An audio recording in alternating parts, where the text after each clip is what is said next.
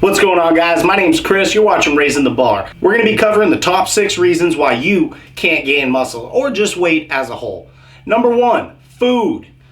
Food, I think this is a given, but I want to stress this. When it comes to people that tell me that they can't gain weight, usually it's because their food and their caloric intake isn't nearly high enough. And I can't tell you how many people have come up to me and be like, Chris, I eat so much, I eat all day long, but yet I don't gain weight. Nonsense. You think you're eating a lot, but at the end of the day, you're not. And even if you are eating a lot, clearly you're not eating in a caloric surplus. And you can't go into this blindly and just think it's going to happen for you. I mean, sure you could if you just want to sit around, eat Twinkies, eat tons of peanut butter, and just get your calories through the roof, but inevitably you're going to get fat. You need to take a strategic approach in order to gain healthy, lean weight. And the best way to do that is to figure out exactly what your body needs.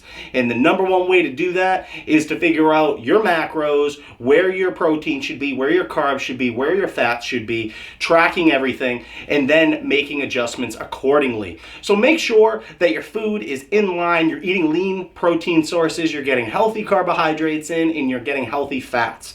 And the best way to do that is to have a strategic approach. Don't sit there and come to me and say, Chris, I can't gain weight. You can't gain weight because you're winging it.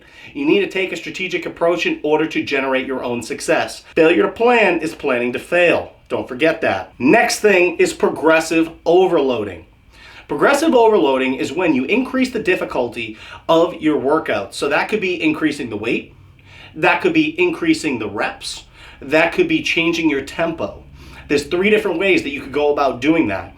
So let's talk about increasing the weight. If you're going to the gym and there's a working weight for you, let's say you're benching 135. You got a plate on either side.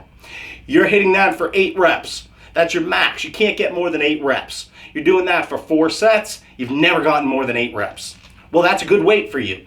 Stick with that weight until you hit 12 reps. Once you hit 12 reps, guess what? Let's up that weight, maybe 5 pounds, maybe 10 pounds. And then try to get 8 to 12 again. Once you hit 12, raise the weight. Keep this process going over and over and over until you can grow the amount of weight that you can move. And if you feel that you're stagnant and that you can't make progress, change the tempo. Maybe focus a little more on the negative. Maybe slowly go up. Turn into a slow motion exercise.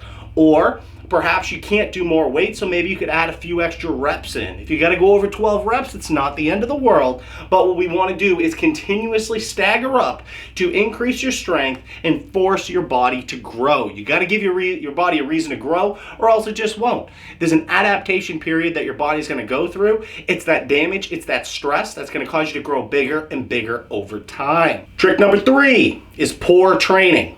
When I say poor training, the first thing that I think about is myself. When I first started training, I didn't understand compound movements. I was very intimidated by them, and I didn't do them very often. I focused predominantly on isolation exercises.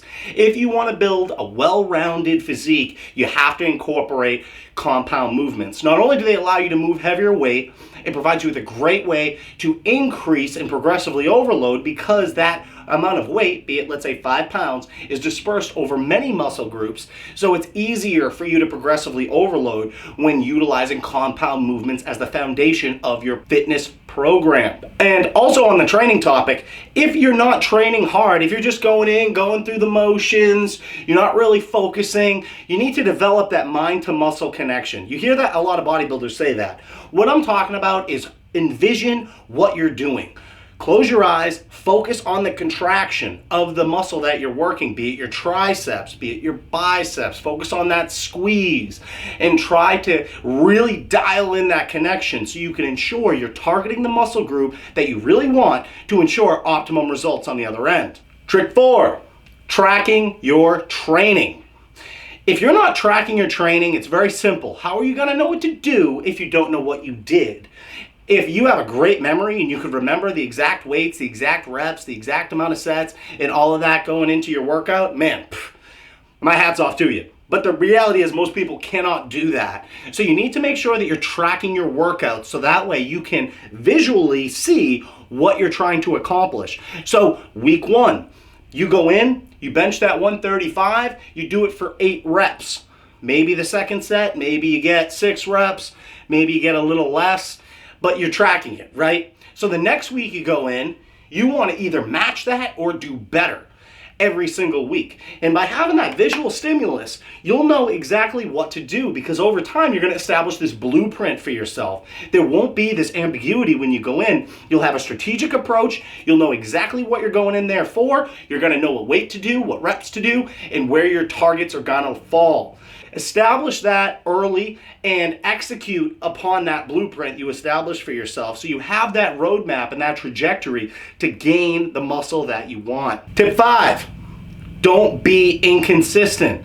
If you think you're going to be able to go to the gym 2-3 times a week and you're just going to go in on willy-nilly and gain muscle, it's not going to work that way. You need to force your body to adapt to the stress that you're placing on it. And the only way to do that is to consistently tear down the muscle tissue on a weekly basis, so that way you can keep building and building and progressing. You need to be consistent.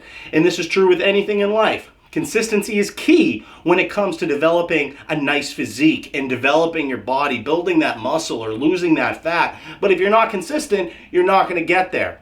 So make sure your consistency's on point and make sure you're taking that strategic approach to get to where you want to be. And lastly, and I think this is the most important thing, is patience. When it comes to building muscle and building your body, there's a handful of people out there that do this very quick. You see a lot of teenagers on Instagram, on YouTube, that have these incredible bodies. And you maybe think steroids, and maybe it is steroids, but regardless, they're hyper responders. You probably aren't. So when you go in, you can't expect to get the type of results that these hyper responders do right away. I've been working out for 10 years. I don't look like these people. I probably never will. And that's all right with me. But what I can do is be the best version of myself and not get deterred. Learn to love the process. And that's the biggest tip of advice that I can give you, is be patient and fall in love with the process, the eating, the training, the lifestyle as a whole, because it can become very fun. It can become a sense of pride for you, and you can feel really good about what you're doing. And if you did nothing at all during your day, at least you know that you went to the gym, you exercised, and you pushed yourself. And that alone has rewards beyond just your bodily composition. It has that mental reward as well. So be patient. Have a good understanding and realistic expectations of what it's going to take. If it's your first year lifting and you can gain 15 to 20 pounds of muscle that first year, you are doing spectacular. But understand that there is a law of diminishing returns. The longer you lift, the more and more difficult it becomes to make that progress.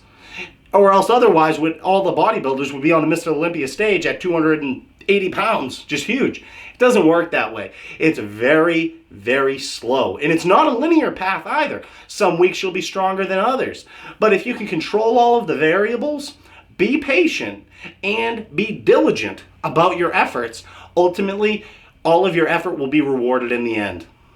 So guys, follow these simple tips to try to build muscle. If you fall into any of these brackets, hopefully this video helps you. And if you need help, feel free to visit my website, RTBTransformations.com. I do have fitness coaching. I will dial everything in for you, establish a meal plan, establish a training routine that works for you, bi-weekly check-ins, and I will make the adjustments and tell you what to do to make this process as mindless as possible.